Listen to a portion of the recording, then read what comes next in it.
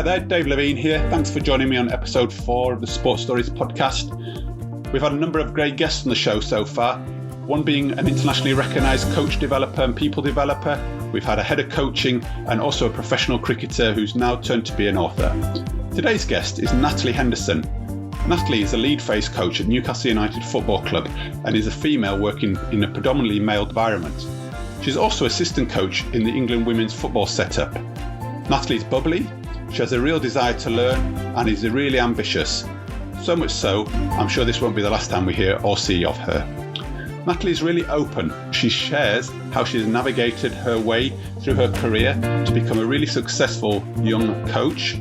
She's also really open to sharing her advice and give some tips as to how she would engage with really important people within the coaching setup, i.e. some of the parents she works with. So I don't want to give too much away about her. She's a great person and I'm sure you'll get loads from the podcast. So without further ado, I'd like to offer a really warm welcome to our special guest today, Natalie Henderson. Natalie, it's really good to have you on the Sports Stories podcast. I'm really excited about having you with me today to explore some of your journey through your career and where you've got to so far in your career and where you hope to go to further on. The audience we've got here is really about parents, teachers, coaches and leaders. So there's a wide variety of people that help others. And I've known you now for about 5 years or so. And I've really been amazed and inspired by the journey that you've been on. And I mean that really honestly. And I've really enjoyed being part of your journey. And part of having you on the Sports Stories podcast today is to get a bit of an insight into the world that you work in, a little bit about your story, and hopefully give some inspiration, some guidance and some tips to our listeners. Okay, so I hope that's okay. Really looking forward to delving a little bit deeper. So as a starter, because I know you quite well, I'd like you just to give your view of your career and how you got into it and your first memory of being involved in sport. Thanks, Dave, and thanks for the kind words. It's very nice. And it's a pleasure to be on the podcast. I think, first of all, in terms of my story, where to start, really? I think I've always loved football. I've been brought into this world to love football. My dad is a huge football fan. My family are a football family.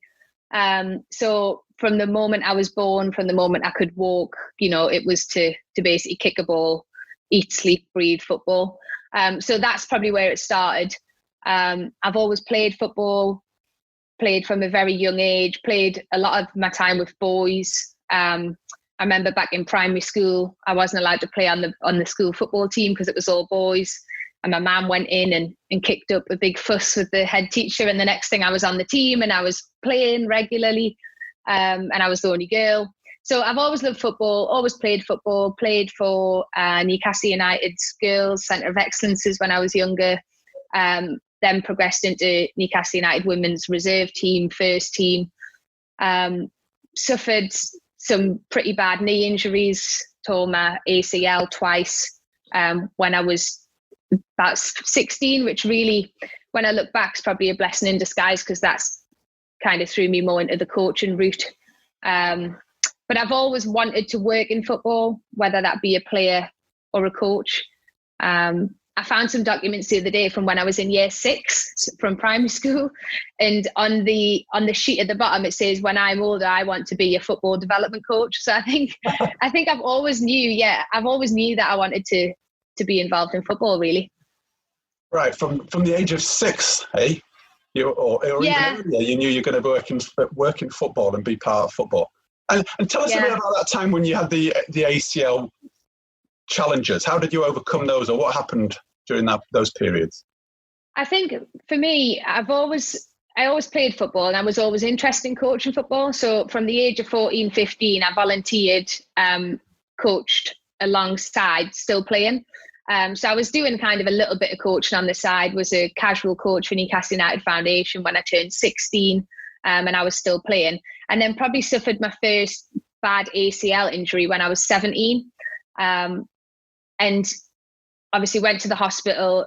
They felt like I was an athlete that could play without an ACL. So very few athletes can play without an ACL. They felt like I was one of those.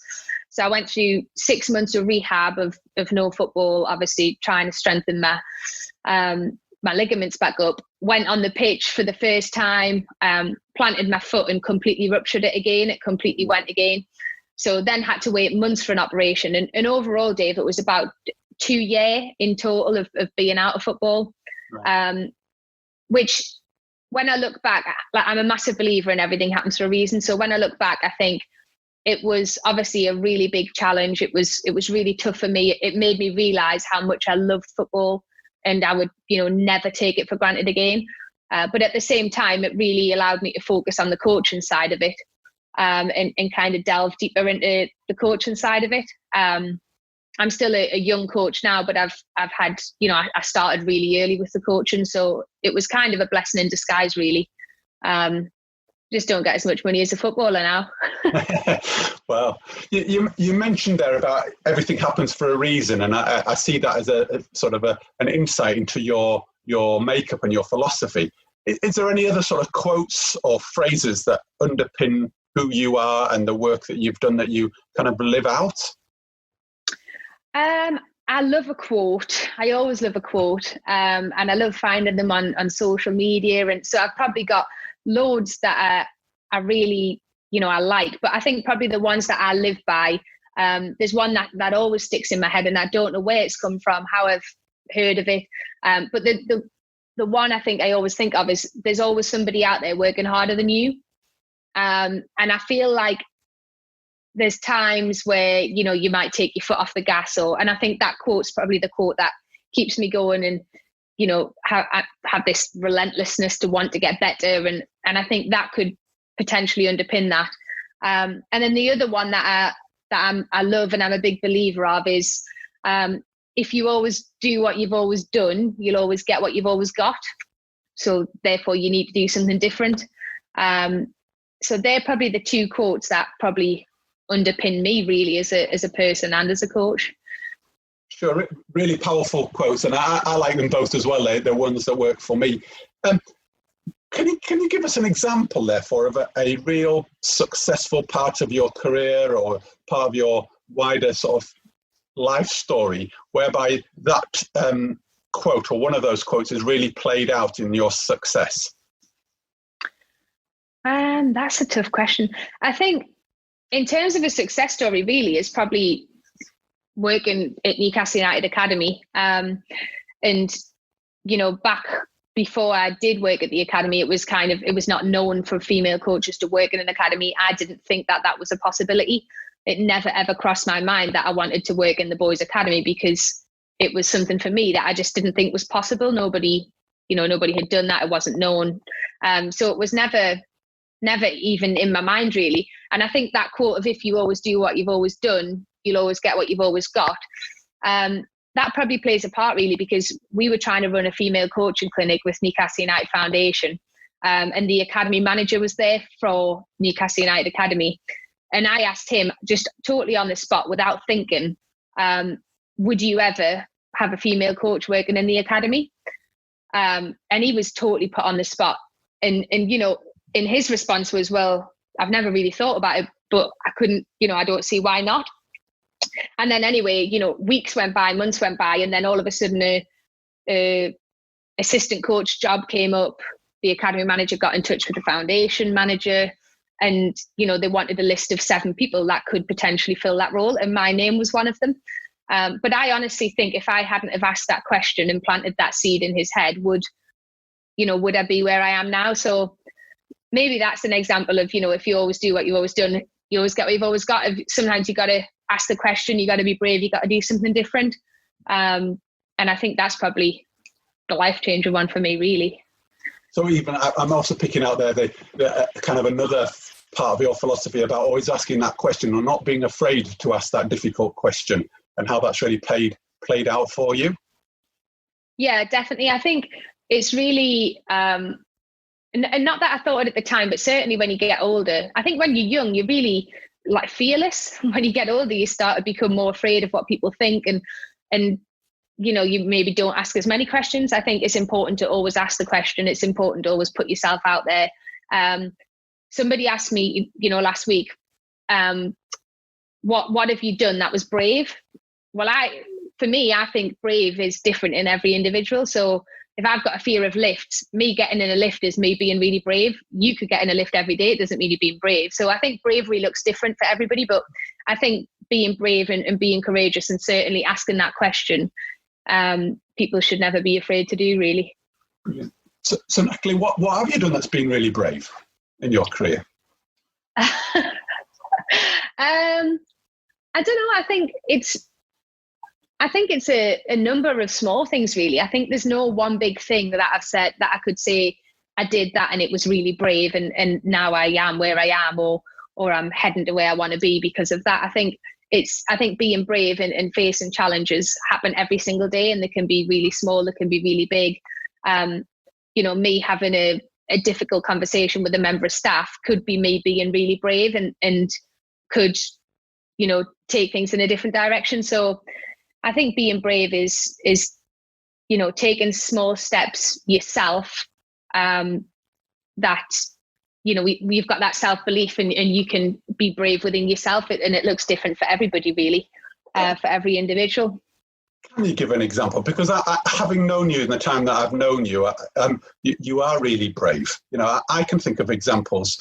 For me, one of the great examples is when, what was it like walking into the academy the first time as a female coach coming into that environment?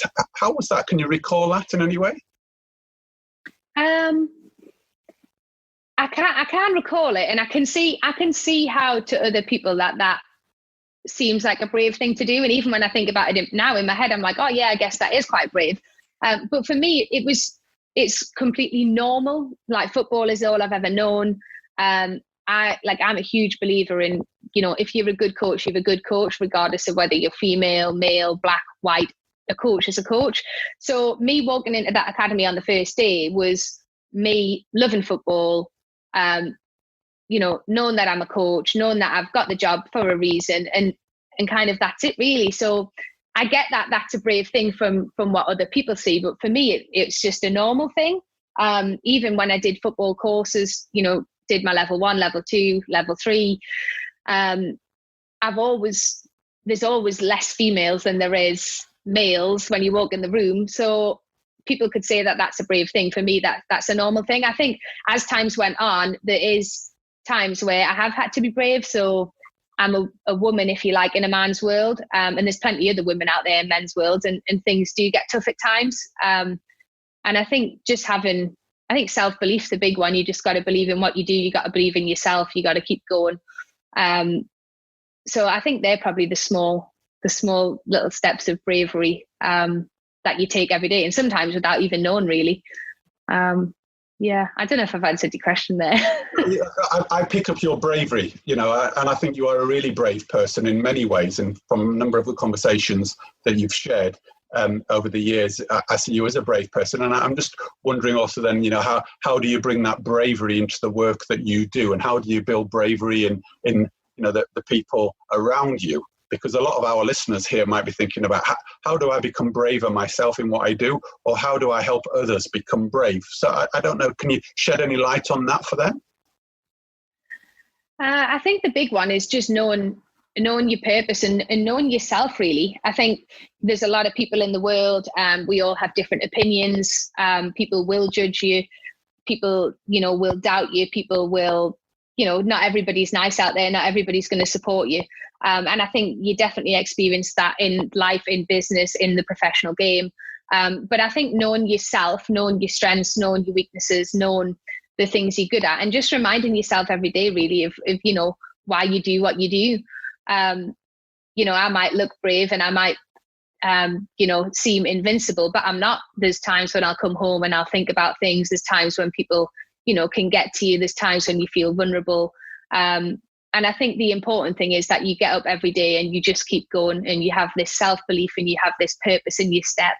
And, if you know yourself better than anybody else, then it's not going to affect you when people do try to put you down, because they're not telling you anything you don't already know about yourself. So knowing yourself is a big one. Having self-belief is a big one, and just reminding yourself of why you got into football to start with.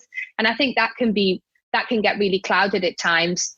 Certainly in the professional game, I think we can we get caught up in the football bubble. And actually, if you strip it right back, why did you want to become a coach? Because I want to become a coach because I want to help people.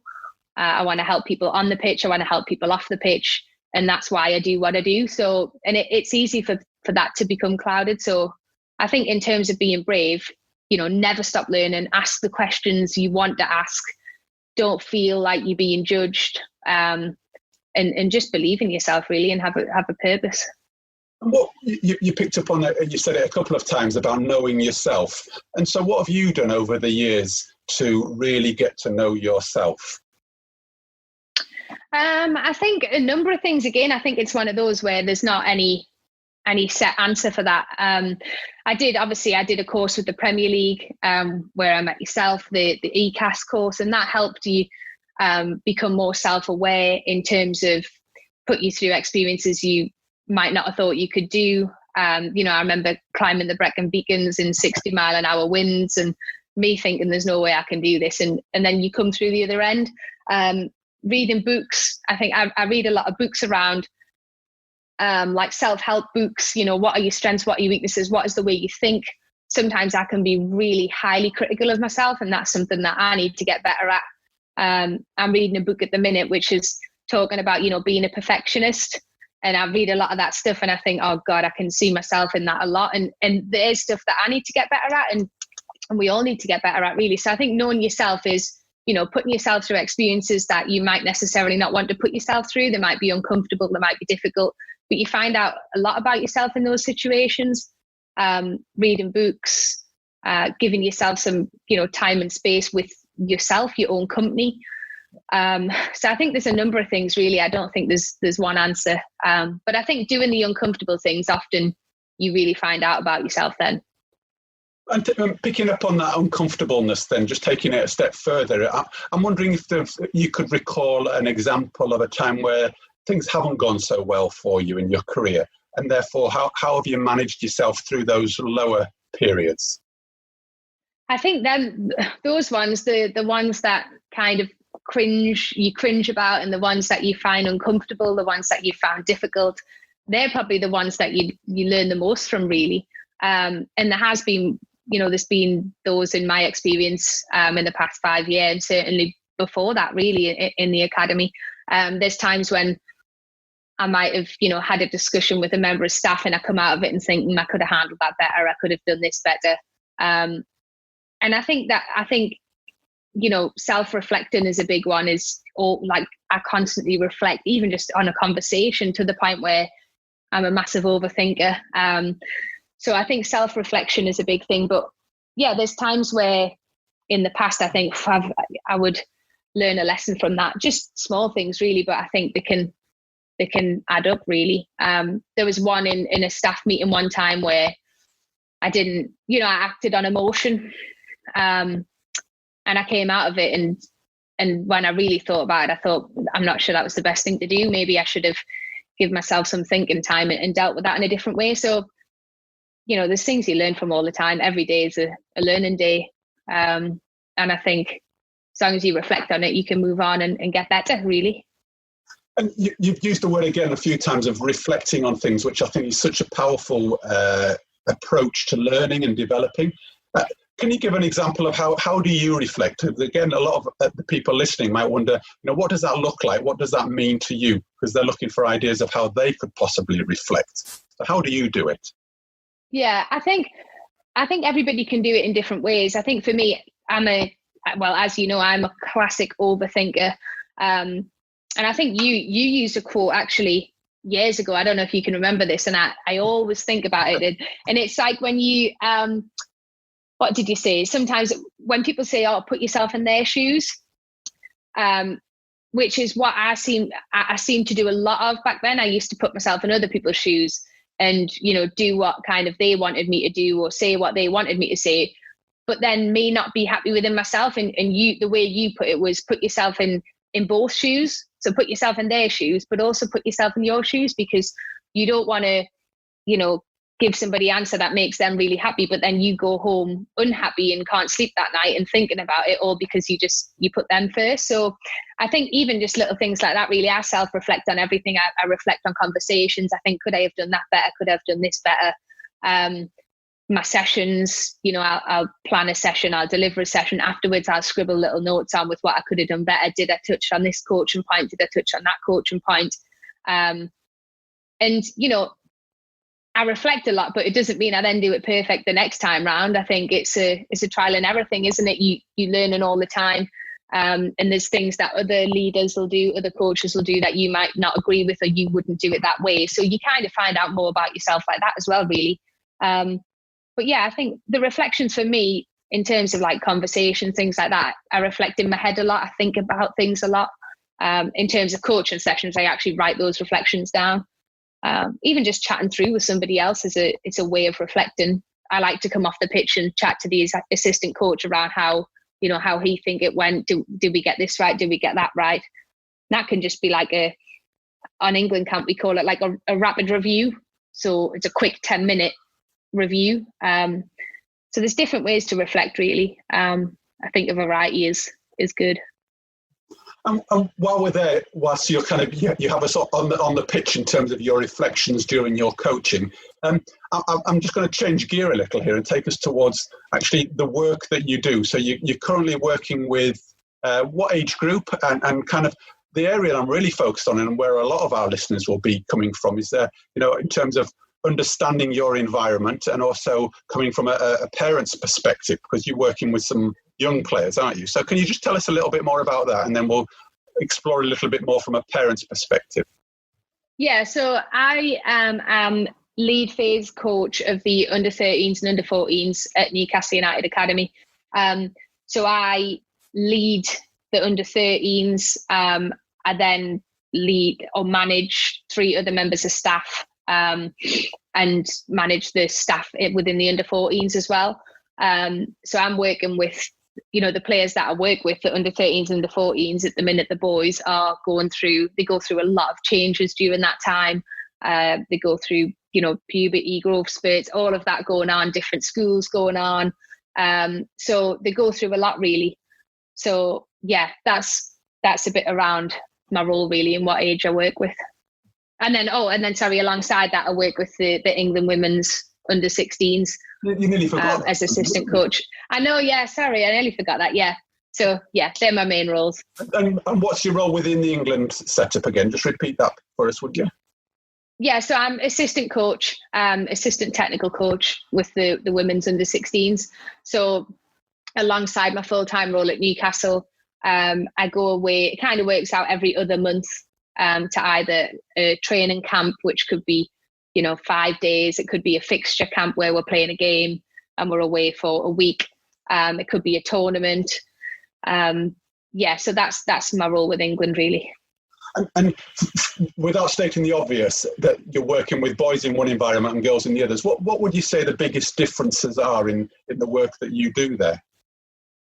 A lot of people ask this question, Dave, and actually there's not a lot of difference. The same as same as with coaches, really. Ultimately, you're working with people, and you're working with people that love football and want to be better at football. So there's no major differences in terms of, I don't need to change my whole coaching style or know anything different working across boys and girls. Yes, there's small differences in terms of, the girls are very chatty, the boys not as much. The boys are very competitive. Very, very small differences, but no major ones, really. And I think that's the beauty of it, isn't it? We just work with people. So do you coach differently? No, not really. I think I coach differently anyway, depending on which player I'm working with. I think that's probably a lot around my philosophy and the way that I am. I like to know the person before the player. I like to have good relationships with my players. So my coaching style will always be different depending on which players I'm working with, which team I'm working with. I think that's the role of a coach, is to be adaptable and to help different people, different players. But no, I don't feel like I leave Newcastle United and I go on England camp and I'm a completely different coach. I'm pretty much the same person, just an adaptable one. Great. I really love that saying, coach the person before the player. So, we're really trying to develop a person here that then becomes a great player. I'm just going to take us then in terms of, from a parent's perspective, because obviously you're working with players who have a very influential person in the system. So I wonder what's your role with parents and how do you engage with them in both settings? Yeah, I think we don't get a lot of engagement with players. I think the fortunate thing about working in an academy is we have a lot of resources. We have a lot of staff. So we have like safeguarding and welfare staff that are taking on a bit more of a role with the parents now. They have a parent group which they meet with to get some feedback from.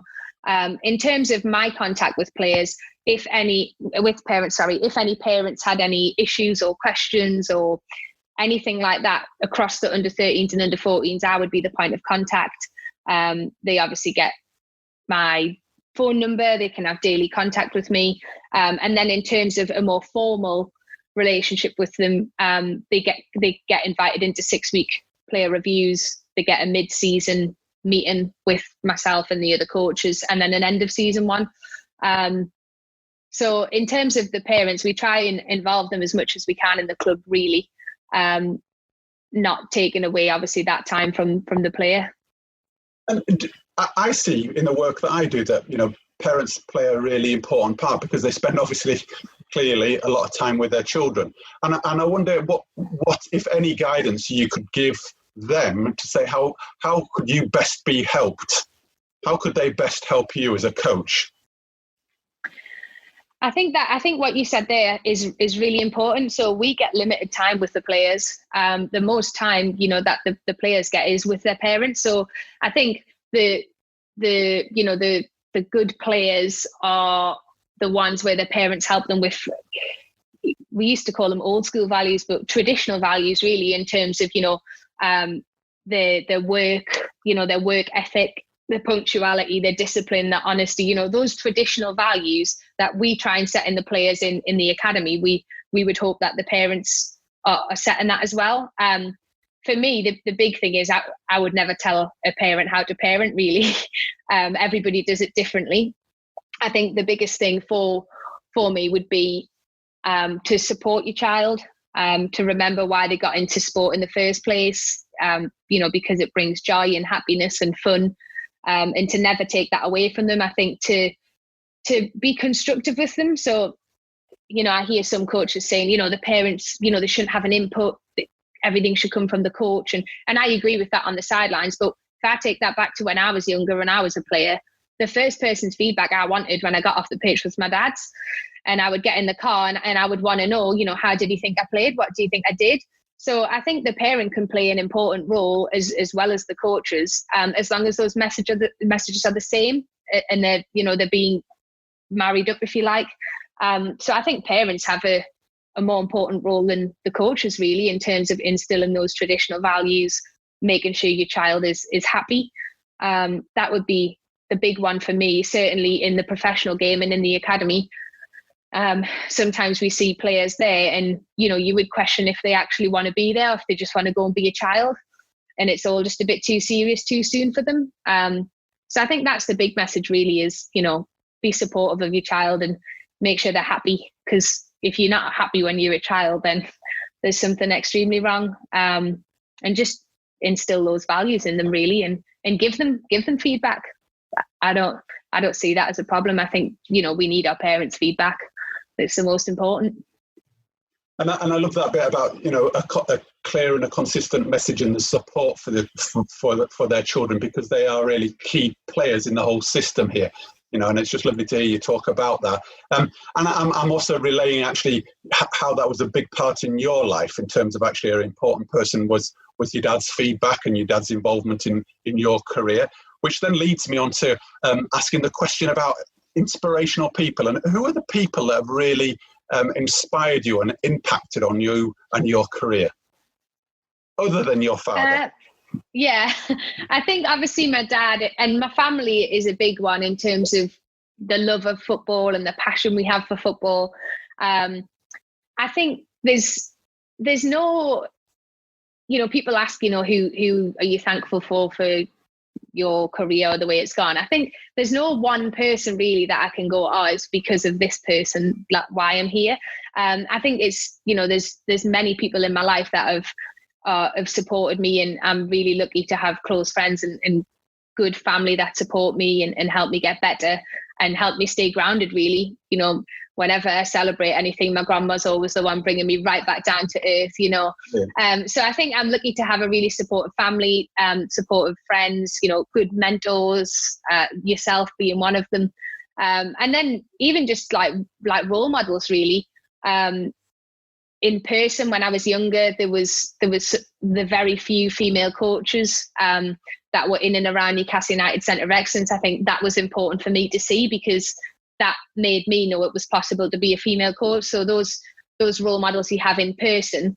And then the celebrity role models you have, really. I know Karen Brady is a big one of my role models. I read a lot about her, and she's similar to myself. She was a woman in a man's world, and she's very successful. So she's somebody that I like to follow. And then, of course, the Queen Beyonce is a celebrity role model. She's a powerful, independent woman. So I think you have a number of people, famous and not famous, that support you and keep you going every day, really. And I don't want to take it away from the many people, and I properly respect that idea.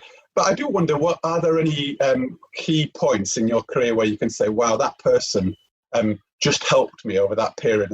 They're memorable times of your life. Yeah, I think the big one for me, Dave, to be honest, would be the Newcastle United Academy manager. Joe Joyce would be a big one, because, working in the academy and in this status of, being one of very few females to work in a Premier League academy, I wouldn't be where I am or have the luxury of that without the academy manager. He was the one that, took a gamble, if you like, of employing a female into a male dominant environment. And hopefully it paid off. He's not sick of me yet. I'm not getting the sack yet, I hope. But yeah, so he would be one that I would have to, that was a real key time in my life, and a real, change of direction in terms of where I'm at right now.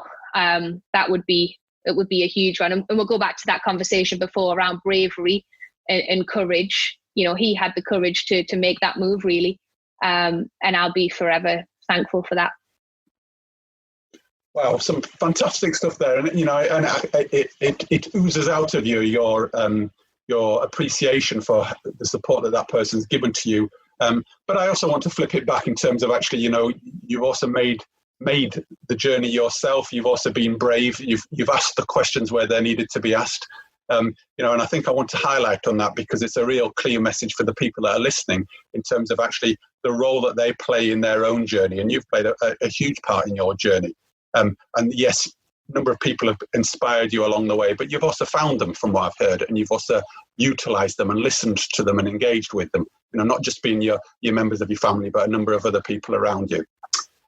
So we're drawing towards the end here, and one of the greatest part of the show, the podcast, is often the bit where we have a bit of a quick fire round. So I'm going to fire a number of questions at you, which I would really hope you can consider here, but give me your first answers back in terms of things that really help and guide our listeners. Okay, so first of all, books that you would really recommend that have really helped you or might help others going forward.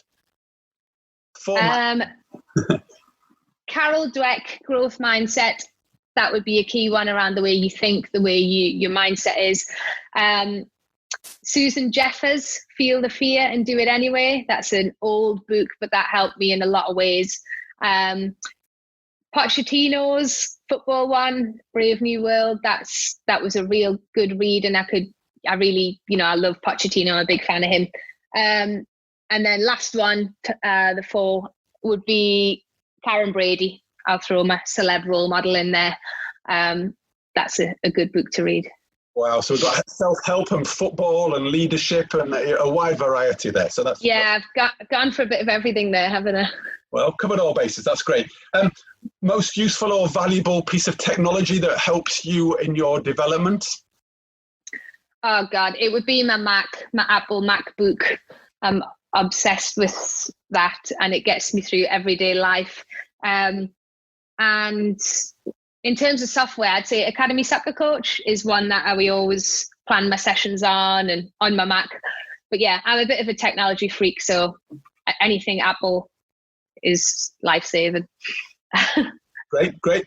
You mentioned also about you being the importance of your family and people around you being grounded and helping you ground yourself, and the importance of kind of relaxing.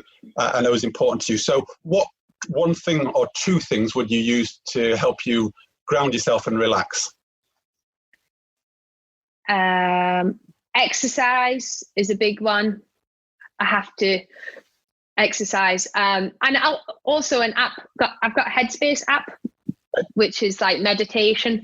That I wasn't a believer in that a few years ago, but now I'm like, I definitely need that Headspace every now and again. So that's a big one as well. And I like to read books and articles, and they're the ways that I find my downtime and my time to chill out and reflect and recharge. Brilliant. Coming towards the end here, just a couple more. One sentence of advice that you would give to your teenage self. Believe in yourself. Never stop learning, ever. And don't let anybody tell you can't do anything. Wow. Powerful stuff. Great. I'm going to come back to one we've been there before. So see if you can dig anything out here then. Which three people have positively impacted on you and your sport involvement? 3 people. Oh, that's tough. That's like asking you to pick between your mum and your dad, isn't it? And who you love more. That's tough.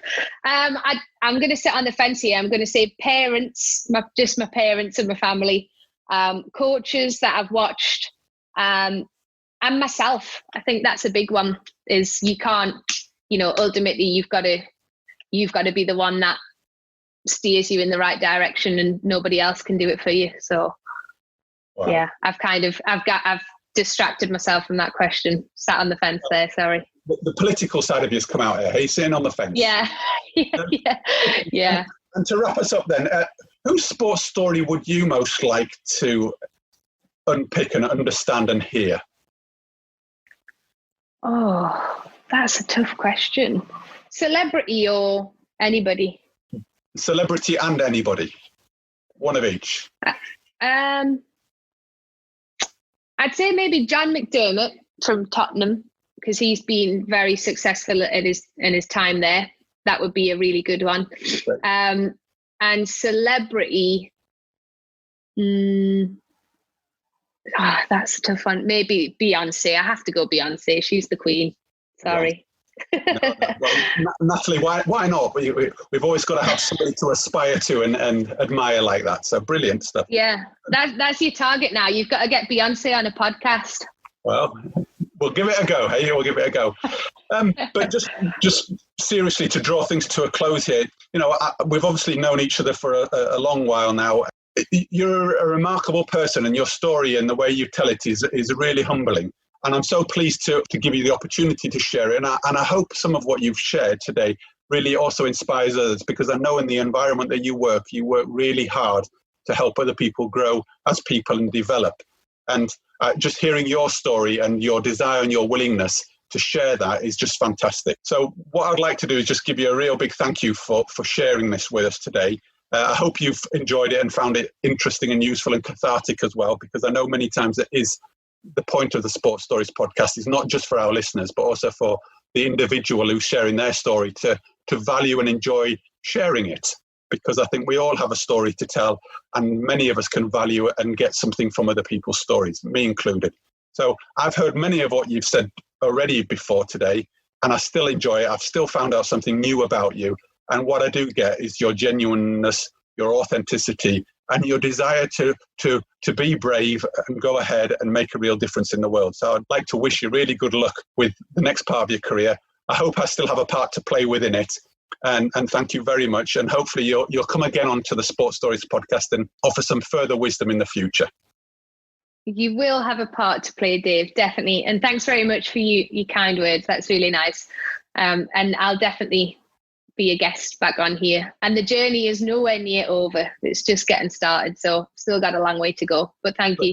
So Natalie, just as a finishing off point then, should anybody wish to follow you on your journey or find out, could they follow you on any social media, or is there any way they can make contact with you should they wish?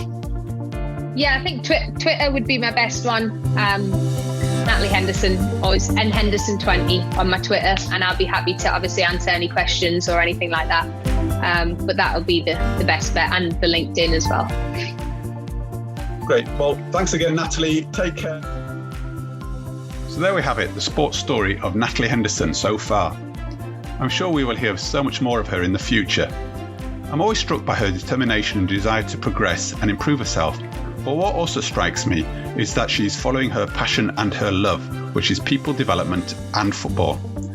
So when the times get tough, she finds a way to be brave, as she puts it, and also asks the hard questions and finds a way. Now, with my people development hat on, and through my reflections following the conversation, I'd like to pose the following questions to you to consider. What are you fearful of, and what is stopping you from being brave in your career and life? Also, what is the big question you need to ask yourself and others that may help you progress? So, if you enjoyed today's episode, then please subscribe on all major podcast platforms. Also, follow us on social media. We're on Twitter, Facebook, and LinkedIn. And lastly, please do share any comments you have to help us give you more of what you want and need. You can make contact with us through our website, which is www.sportstories247.com. So on that note, have a good rest of the day, and tune in next time for the next episode for further insights and inspirations from the world of sport.